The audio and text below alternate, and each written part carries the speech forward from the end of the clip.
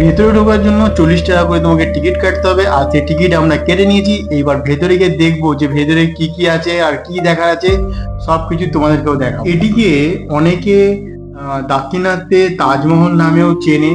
আর যেহেতু পেছন দিকটা দেখতে পাচ্ছ পুরো তাজমহলের আদলে তৈরি, আর আমরা ওই পেছন দিকে যাব তার আগে তোমাদেরকে সামনের যে গেটটা দিয়ে আমরা ঢুকেছি সেই গেটটা তোমাদেরকে আগে দেখিয়ে নিই। তো এই যে সামনের গেটটা দেখতে পাচ্ছ, এই গেট দিয়ে আমরা এন্ট্রি করেছিলাম। আর এখানে প্যাসেজটা এত সুন্দর, খুব দারুণ দেখায় এখানটায়। এটিকে দেখতে একদম অবিকল তাজমহলের মতো। দুদিকে রাস্তা, আর এই যে মাঝখান দিয়ে সরু যে জলাশয় তৈরি করা হয়েছে, তার মাঝখানে যে ফোয়ারার জায়গা করা আছে, এটা এতটাই সুন্দর, না দেখলে বুঝতে পারবে না।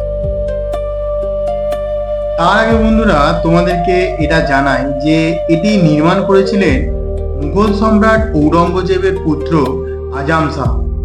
তার মা দিলারাস বানু বেগমের স্মৃতির উদ্দেশ্যেই এই সমাধিস্থলটা বানানো হয়েছিল।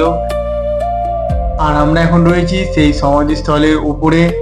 আর এটাই সেই দিলারাস বানুর সমাধিস্থল, যেটা এত সুন্দর করে করা আছে। এর ভেতরে তার সমাধি রয়েছে। আর এই উপর থেকে পুরো জায়গাটা এত সুন্দর দেখতে, যা কল্পনার বাইরে।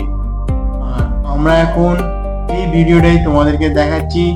আর এটা প্রায় দোতলা বাড়ির উপরে, একটা ল্যান্ডের উপরে এরকম একখানা সমাধিস্থল বানানো।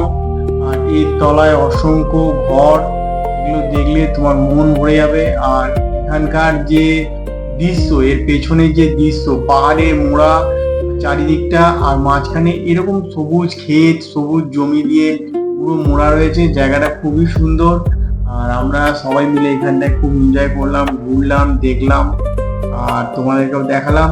তো বন্ধুরা, যারা এই ভিডিওটা দেখছো তাদের কাছে আমার একটাই অনুরোধ, যদি ভিডিওটা তোমাদের ভালো লাগে, আর যদি মনে করো যে একটা লাইক করলে তোমার কোনো অসুবিধা নেই, প্লিজ একটা লাইক করে দিও। আর চ্যানেলে যদি নতুন হয়ে থাকো তো চ্যানেলটাকে সাবস্ক্রাইব করে দিও, যাতে আরো ভালো ভালো ভিডিও আমি বানাতে পারি।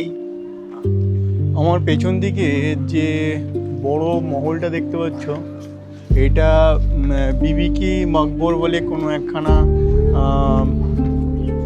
প্রতিষ্ঠিত হয়েছে। আর আমরা এখন এখানেই এসেছি। তো ফাইনালি এই জায়গাটা দেখা কমপ্লিট হয়ে গেল। আর মোটামুটি ভালোই লাগলো। আজকে সারাদিন এভাবেই আমাদের কাটলো। আর এটাই আমাদের লাস্ট ডেস্টিনেশন ছিল। তো আমরা এখন এখান থেকে সোজা আমাদের যে হোটেল আছে সেই হোটেলে চলে যাব। আবার কালকের যে নতুন ডেস্টিনেশন, আবার কালকে তোমাদের সাথে সেই সব ডেস্টিনেশনে চলে আসবো। ভিডিও দেখতে থাকো, তাহলেই সমস্ত কিছু দেখতে পাবে। বিবি কি যে মকবর আছে, সেই মকবরটা আমাদের দেখা হয়ে গেল। তো আজকে সারাদিনে আমাদের 4খানা ডেস্টিনেশন ছিল, 4খানা ডেস্টিনেশন কমপ্লিট। আর এই 4টে ডেস্টিনেশনই তোমাদেরকে দেখাবো। আর এখন এখান থেকে বাড়ি ফেরার পালা। আর এখানে দেখতে পাচ্ছ যত এগুলো রাত্রির বেলায় খুব সুন্দর দেখায়।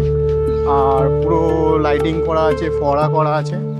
রাতে ফোয়ারাগুলো জ্বললে দেখতে সুন্দরই লাগে। আর আমাদের যেহেতু টাইম কম আছে, তাহলে আমরা এখানে আর বেশিক্ষণ থাকবো না। আমরা এখন এখান থেকে বেরিয়ে যাচ্ছি, কারণ আমাদের যে ট্রাভেলের গাড়ি আছে সেই ট্রাভেলের গাড়ি আমাদের জন্য ওয়েট করছে। আর নেক্সট ডেস্টিনেশনে আবার যাব। তো তোমরা সঙ্গে থাকো, ভিডিও দেখতে থাকো। আমি প্রতিটা স্টেপ তোমাদেরকে দেখাবো যে আমি কোথায় কোথায় ঘুরলাম।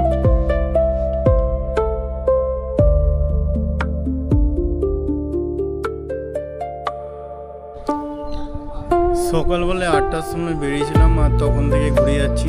প্রায় টায়ার্ড হয়ে গেছি। আর মোটামুটি 2 ঘন্টার মধ্যে বাড়ি পৌঁছে যাব।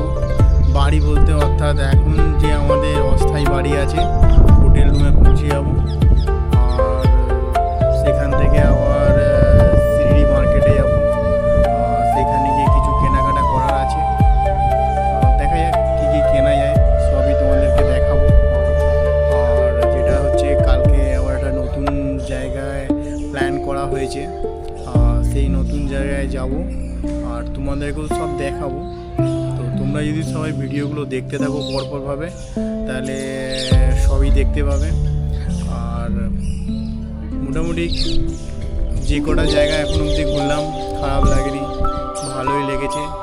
আর আশা করছি তোমাদেরও ভালো লাগবে। আর এই জায়গাটা খুবই সুন্দর, এর সম্বন্ধে তোমাদেরকে বললাম।